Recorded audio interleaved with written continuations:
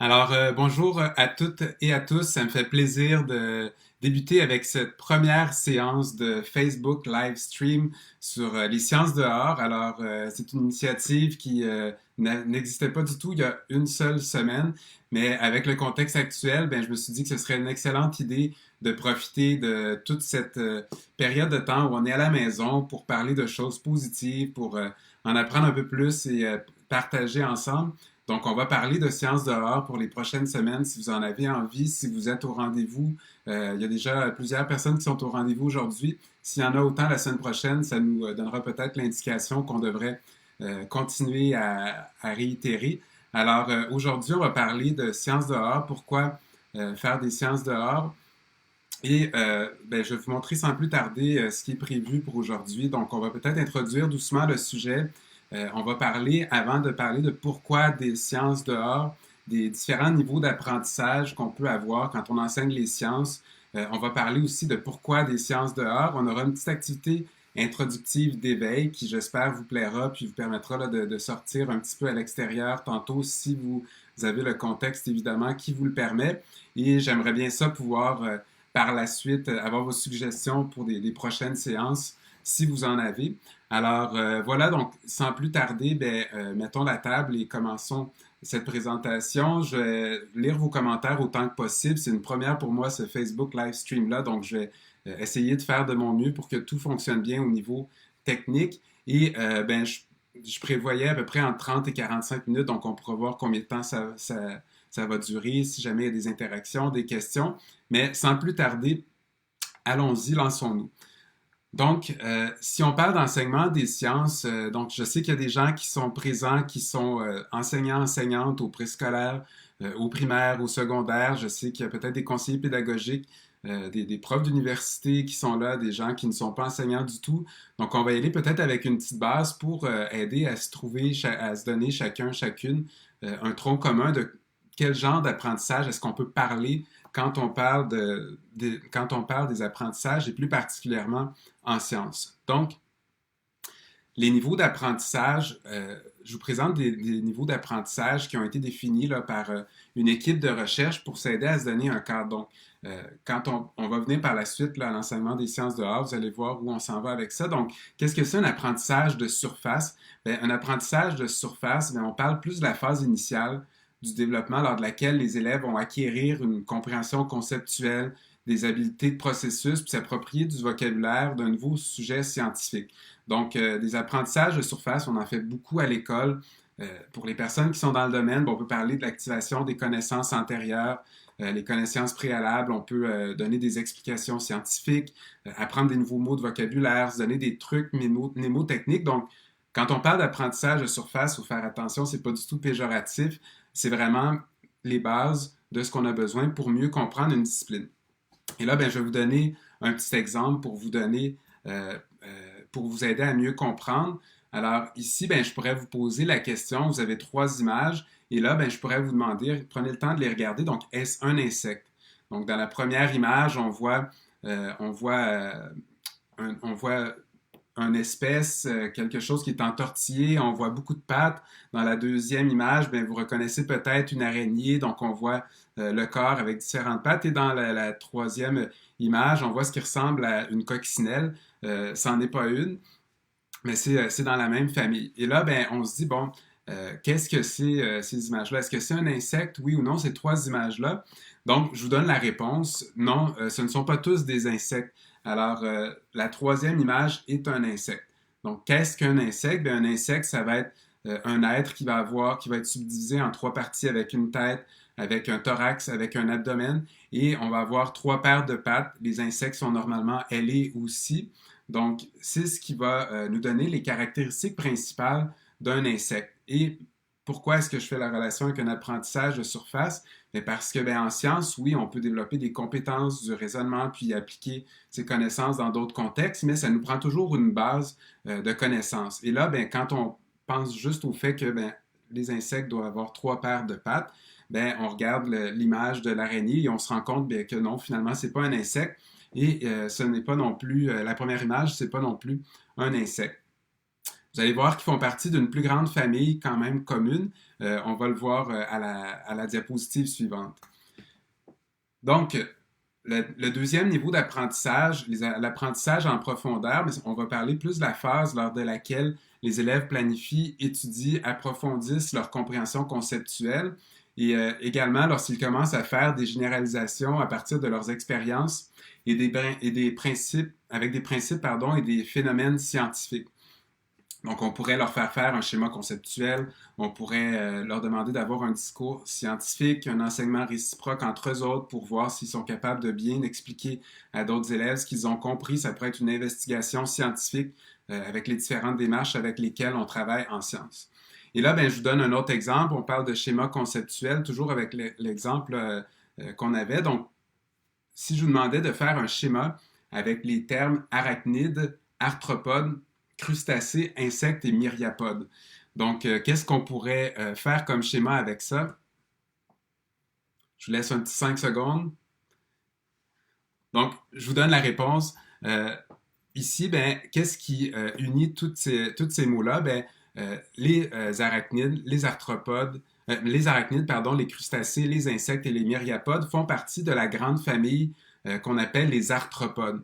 Donc, les arthropodes, pardon, ce sont généralement ce qu'on appelle toutes les bébites, d'accord, incluant les araignées, les millipèdes, les centipèdes, et c'est la catégorie qui les regroupe. Vous serez peut-être surpris aussi de voir qu'on inclut les crustacés dans ça. Et Julie Moffett nous donne la réponse en mille. Donc, quel est le dénominateur commun? Bien, ce sont des invertébrés. Alors ça, c'est un exemple de comment est-ce qu'on pourrait demander à des élèves ou à des jeunes d'approfondir leurs apprentissages. On leur donne des caractéristiques, puis à un moment donné, on leur demande d'essayer de faire un schéma conceptuel. C'est un exemple.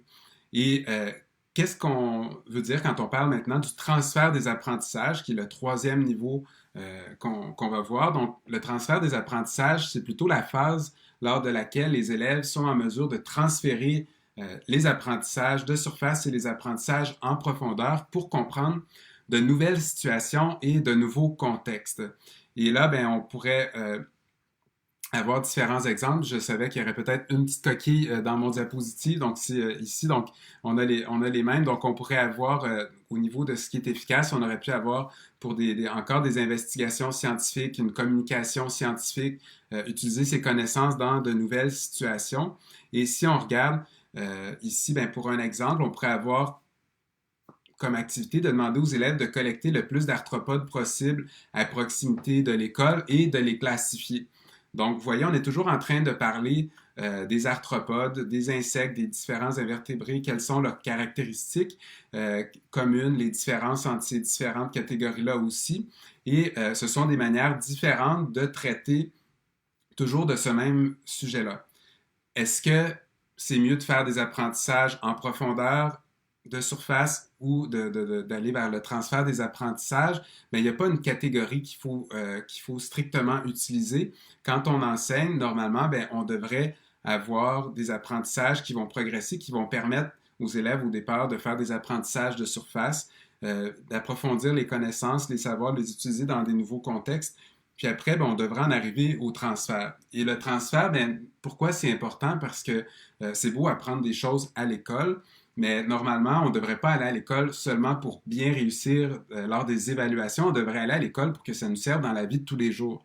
Donc, si je m'en vais à mon chalet, bon, il n'y a pas beaucoup de gens qui vont pouvoir le faire peut-être cet été, mais si on s'en va dans un milieu naturel autre que ce qu'on a étudié à l'école, est-ce que je suis capable de reconnaître des arthropodes? Est-ce que je suis capable de reconnaître des milieux de vie, des caractéristiques? Alors, si on en voit dans un milieu qui est complètement en dehors de l'école, qu'on a vu ça en classe puis qu'on n'y pense jamais quand on n'est plus dans le contexte scolaire, bien, ça se peut que notre enseignement n'ait pas nécessairement atteint son plein objectif. De mon point de vue, l'enseignement des sciences, oui, devrait servir à bien réussir à l'école, mais ça devrait d'abord et avant tout permettre aux élèves de se servir de ce qu'ils ont appris une fois qu'ils ne sont plus dans le contexte académique. Donc, c'est pour ça que je m'intéresse beaucoup à l'enseignement des sciences à l'extérieur, parce que ben, c'est notamment pour moi un excellent moyen de pouvoir transférer ces apprentissages. Donc, encore une fois, comme je vous le répète, toutes les catégories d'apprentissage sont importantes, mais à l'école, ben, il faut surtout pas oublier de faire des activités pour les élèves qui vont leur permettre, d'après ça, d'être capables d'utiliser de manière autonome leurs apprentissages. Donc, c'est ce qui nous amène maintenant à parler de pourquoi des sciences dehors. Donc, juste avant de vous donner quelques raisons pourquoi s'intéresser aux sciences dehors, je vais vous montrer comment je définis dans le contexte scolaire c'est quoi les sciences dehors. Ça a été l'objet de ma thèse. Maintenant, je suis professeur depuis quelques années à l'Université de Sherbrooke et mes intérêts de recherche sont toujours dans cette direction-là. Et donc, ben, pour moi, l'enseignement des sciences dehors, c'est un lieu d'apprentissage à l'extérieur d'un établissement scolaire, donc ni dans une classe, ni dans un local de laboratoire. Et ce lieu-là, ben, ça permet de contextualiser les apprentissages. C'est un milieu aussi qui est facilement accessible pendant une période d'enseignement quand on parle des sciences à l'école, parce que, ben oui, on peut faire évidemment des sorties dans des centres naturels, dans des musées, etc.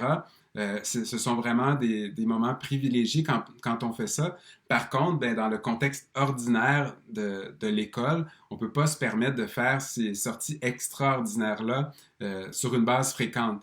Mais autour de l'école, on l'oublie souvent, mais il y a une multitude de ressources autour de nous. Ces ressources-là, elles sont gratuites, elles sont accessibles sur le terrain et on peut vraiment trouver des moyens pour contextualiser les apprentissages et transférer. Donc, c'est pour ça que je m'intéresse à ces milieux-là.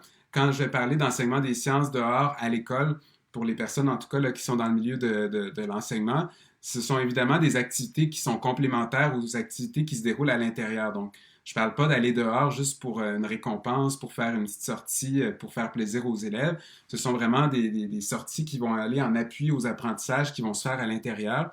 Donc, normalement, ça vise aussi directement l'atteinte d'objectifs d'apprentissage du programme de sciences-technologies quand on parle du programme de formation de l'École québécoise, le PFEQ. Donc, je vous donne quelques exemples de pourquoi faire des sciences à l'extérieur. Vous pourriez peut-être en avoir d'autres à la fin de cette présentation-là à partager. Mais les sciences dehors, c'est un excellent moyen pour contextualiser les apprentissages scientifiques. Je vous donne un exemple. Dans la progression des apprentissages, on a un objectif d'apprentissage qui est de développer les compétences des élèves à décrire la forme, la couleur et la texture d'un objet ou d'une substance. Alors évidemment, on peut faire des petites activités en classe, rester juste à l'intérieur, puis utiliser des objets qui sont là, mais on va essayer, quand on contextualise les apprentissages, d'utiliser des contextes qui vont être significatifs pour les élèves, qui vont leur permettre aussi de se rappeler de ce qu'ils ont fait, d'avoir vécu une expérience peut-être un peu marquante, qui va leur permettre par la suite de réinvestir, de réutiliser ce qu'ils ont appris, de transférer leurs apprentissages.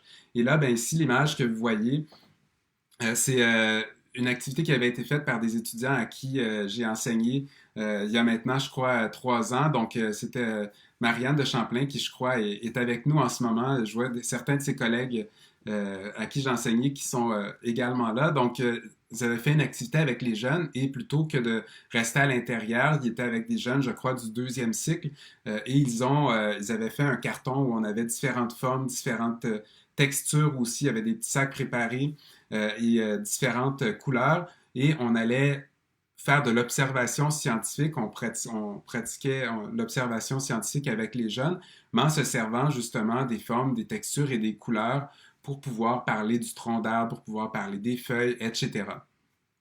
Donc, on verra des contextes d'utilisation qui vont peut-être être plus développés, mais ce sont des activités vraiment qui peuvent être faites avec des plus jeunes et souvent, on peut adapter des activités pour les plus jeunes avec des plus vieux. Et ben, je salue aussi Tania qui est là, qui reconnaît son activité. Donc, évidemment, ben, les étudiants à qui j'ai enseigné sont des grandes sources d'inspiration également. Donc, on peut aussi aller à l'extérieur pour recourir à des stratégies d'instrumentation. Donc, évidemment, on peut se servir de ce qu'il y a à l'extérieur pour mieux faire des liens avec la vie quotidienne, mais on peut également aller à l'extérieur pour faire un peu comme les scientifiques vont faire sur le terrain. Donc, évidemment, il y a plusieurs recherches qui se mènent dans des laboratoires. Il y a plusieurs recherches aussi qui se mènent derrière un écran d'ordinateur à faire des statistiques, à essayer d'avoir des modèles, etc. Mais il y a aussi beaucoup de recherches de terrain qui se fait, notamment en biologie. Et on peut étudier les écosystèmes à proximité d'une école, les végétaux, les milieux qui sont à proximité. Et ici, ben, vous aviez un objectif d'apprentissage qui était d'identifier les populations végétales d'un habitat en utilisant une technique d'observation rigoureuse sur le plan scientifique. Et cette activité-là, on voit des personnes qui utilisent un quadrat.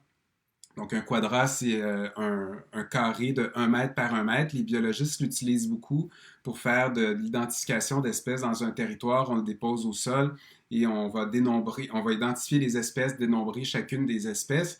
Donc, dans la progression des apprentissages, on pense souvent aux grands univers, l'univers vivant, matériel, terre et espace, l'univers technologique au secondaire, mais on oublie souvent les stratégies, notamment les stratégies d'exploration, d'instrumentation, et de communication qui sont en lien, ces trois types de stratégies-là, avec les trois compétences en sciences. Donc, les stratégies d'instrumentation, ben, on peut vraiment faire des activités comme les scientifiques à l'extérieur quand on a les possibilités.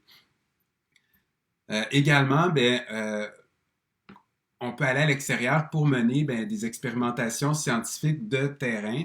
Dans le cadre de ce que vous voyez ici, c'était une activité encore avec des jeunes de 6e année du primaire où on demandait aux jeunes de mieux comprendre le phénomène de l'érosion du sol par l'eau et identifier des actions pour limiter ce phénomène. Donc, il y avait une série d'activités qui étaient préparatoires en classe et quand les jeunes allaient à l'extérieur, il y avait des contraintes. Ils devaient former 2 monticules que vous voyez juste ici. Et un monticule devait être formé de strictement d'éléments naturels qui ont été trouvés dans le milieu à l'extérieur. Et pour l'autre, bien, on avait des objets fabriqués par l'homme, des surfaces fabriquées comme par l'homme. Ici, c'était, je crois, un papier d'aluminium. Je me rappelle plus s'il y avait aussi du papier, de pellicule de plastique. Mais les jeunes, par la suite, pouvaient parler de perméabilité. Ce qu'on faisait, là, tout simplement, après, pour parler d'érosion, bon, on a pris une bouteille de plastique, une grosse bouteille de plastique dans laquelle il y avait des trous en dessous et on mettait de l'eau dedans pour simuler de la pluie et on essayait de voir qu'est-ce qui se passait au niveau du milieu naturel, voir si on voyait des façons où le monticule était fait, que ça favorisait l'érosion ou non. Donc ça, c'était une équipe qui a fait ça, mais toutes les équipes d'élèves devaient faire cette petite activité d'expérimentation-là et par la suite, on revenait en classe pour parler d'érosion et voir d'un point de vue plus conceptuel quels étaient les éléments scientifiques importants dans cette activité-là. Et ben, pourquoi enseigner les sciences? On pourrait en parler encore longtemps, mais une quatrième raison importante peut-être qu'on pourrait évoquer cet après-midi, c'est aussi ben, pour transférer ces apprentissages académiques dans la vraie vie. Parce que, ben, comme je vous le disais, c'est bien beau de faire des apprentissages à l'école pour bien réussir en sciences, tout particulièrement quand on enseigne au secondaire, en secondaire 4, on veut s'assurer de couvrir tous les contenus pour bien réussir à l'examen. Mais par la suite, c'est super important que ce qu'on enseigne bien, serve dans la vie de tous les jours parce que si on ne comprend pas ce qu'on a vu, à quoi ça nous sert autre qu'à bien réussir à l'examen puis qu'on ne reparle plus jamais de ça, bien, par la suite, il y a un petit problème, je pense, au niveau de pourquoi est-ce qu'on introduit ces savoirs-là à l'école. Donc, évidemment, ben, un jeune qui fait des sciences à l'école devrait ne plus être avec son enseignante, son enseignant, puis être capable de servir de ce qu'il a appris par lui-même, de transférer ses apprentissages académiques dans d'autres situations de la vraie vie de tous les jours. Alors, j'aimerais peut-être vous suggérer une petite activité qui sera introductive pour aujourd'hui. Donc, je vais essayer d'y aller en vous euh, donnant des petites pistes pour des activités dans les prochaines semaines pendant qu'on se verra. Comme je vous le dis, je vais faire des courtes séances parce que c'est quand même pas un cours universitaire. Je veux que vous soyez là. Je veux pas que ce soit quelque chose de trop long, trop lourd. Je veux que vous puissiez venir l'après-midi, le jeudi, puis repartir avec quelques réflexions et quelques idées de ce que vous pourriez faire. Donc, comme première activité introductive, je lance un défi. Alors là, c'est super attention. Donc, c'est une activité introductive d'éveil, mais je vais vous demander évidemment de vous restreindre au terrain de votre domicile si vous le pouvez, aller sur le terrain de votre domicile et également de respecter les règles sanitaires évidemment énoncées par le gouvernement du Québec. Donc, je ne vous demande pas d'aller faire cette activité-là en contrevenant aux règles énoncées par le gouvernement du Québec. Donc, le défi, l'activité que je vous donne à faire, ce serait de prendre 10 minutes pour faire des observations à l'extérieur. Donc, vous pouvez aller à l'extérieur sur le terrain de votre domicile. Et après avoir fait des observations et de vous poser des questions, et là, je vous demande d'aller plus loin que ce que vous faites d'habitude. D'accord? Si vous avez un petit moment où vous dites comme, voyons, il n'y a rien à observer, continuez à observer comme il faut, regardez de loin, adoptez une autre perspective, rapprochez-vous pour voir de plus près quelque chose que vous avez peut-être jamais pris le temps de regarder. Prenez bien le temps d'écouter les sons, parce qu'en ce moment, ben, il y a beaucoup de sons qu'on peut entendre qu'on n'entend pas nécessairement parce qu'il y a beaucoup plus d'activité humaine. Alors, il y a des sons différents en ce moment qu'on peut entendre. Et au bout de 10 minutes, ben, vous pouvez prendre plus de temps, là. Il n'y a aucun problème, mais je vous suggère au moins 10 minutes. À l'extérieur, ben, je vous demande de prendre 3 photos qui sont significatives pour vous. Donc, prenez ce petit moment d'introspection-là. Allez prendre 10 minutes à l'extérieur. Prenez 3 photos par la suite qui sont significatives pour vous. Une observation particulière ou un paysage, quelque chose qui vous suscite certaines questions d'un point de vue scientifique. Et je vous demande par la suite de réfléchir à une phrase qui pourrait vous permettre de décrire chacune de vos photos. Alors, je vous demande de réfléchir à chacune des photos, à une phrase que vous pourriez émettre pour parler de pourquoi vous avez pris cette photo-là. Et ben, ce que je vous demanderais, ce serait de publier par la suite votre photo sur la page des Sciences dehors avec chacune des images. Donc, vous pourriez, je vous donne un exemple là, facile ici là, pour que ce soit clair pour tout le monde. Donc, première photo, deuxième photo, donc vous écrivez ce que vous voyez. Ce sont des images là, que j'ai utilisées comme ça à titre indicatif. Mais pourquoi cette activité-là? Ben, ça va vous permettre de poser peut-être un certain regard sur le milieu qui est proche de chez vous, que vous regardez peut-être toujours de la même façon, mais que des fois, quand on prend le temps de le regarder autrement, on voit des choses particulières qu'on ne voit pas. Et plusieurs enseignantes, enseignants se disent, ben moi, aller à l'extérieur, j'aimerais vraiment ça, mais j'hésite à y aller, je sais pas trop quoi faire, je sais pas comment m'en servir du dehors. J'ai vraiment envie, mais je sais pas trop quoi faire. Donc, une petite activité d'éveil introductive comme ça peut être une super bonne étape, une bonne première étape pour aller explorer, puis peut-être juste prendre conscience de certains éléments qu'on a dans le milieu à proximité, près de chez soi. Donc, je vous donne ce défi-là cet après-midi d'aller faire cette petite activité de découverte-là si vous le pouvez et de par la suite publier 3 photos avec chacune des photos, donc avoir une phrase descriptive de ce que vous avez retrouvé pour pouvoir le partager aux autres personnes. Et déjà là, ça va nous faire une banque d'observations, de questions qui vont nous permettre de voir comment est-ce qu'on peut peut-être poser un certain regard déjà sans avoir de recherche qu'on va faire. Là, on fait juste prendre nos yeux, nos sens et on regarde peut-être différemment. Puis déjà là, ben, je pense que vous allez vous rendre compte qu'il y a peut-être là, des ancrages qu'on peut trouver pour faire des activités qui peuvent être intéressantes. Alors, voilà pour la présentation de ce qui était prévu pour aujourd'hui. J'aimerais quand même avoir, avant qu'on se quitte, peut-être quelques suggestions pour les prochaines séances de ce que vous aimeriez qu'on aborde comme sujet. Déjà, j'aimerais préparer une petite séance qui serait première sortie, qu'est-ce que je fais? D'accord? Donc, peut-être des éléments pour vous pister si vous voulez faire des premières sorties. Je vous les nomme dans le désordre, là, mais des activités aussi qu'on pourrait peut-être faire l'hiver, même si on quitte la neige. En ce moment, quelles sont des activités plus de l'univers vivant, terre et espace, l'univers matériel? Quelles seraient peut-être des activités d'expérimentation qu'on peut aller faire à l'extérieur? J'aimerais vous parler aussi de la contextualisation des apprentissages de manière un petit peu plus détaillée. Donc, n'hésitez pas si vous avez des suggestions que vous aimeriez faire pour des séances qui sont à venir. Donc, on verra combien j'en fais. Mais pour l'instant, ben, tant qu'il y a des enseignants et enseignantes à la maison qui ont envie de se joindre à moi le jeudi à 14 heures, puis qu'on a des thématiques à aborder, ben, ce sera super chouette de pouvoir se rencontrer. Donc, sans plus tarder, ben, je vous invite à inscrire dès maintenant, donc je ne sais pas à quel endroit sur votre téléphone, sur votre appareil mobile, des suggestions d'activités et je vais les lire assurément toutes attentivement et ça pourra nourrir les réflexions pour les prochaines séances. Donc, je vous remercie énormément de votre présence et bien sinon, ben, j'espère qu'on pourra se dire à la semaine prochaine.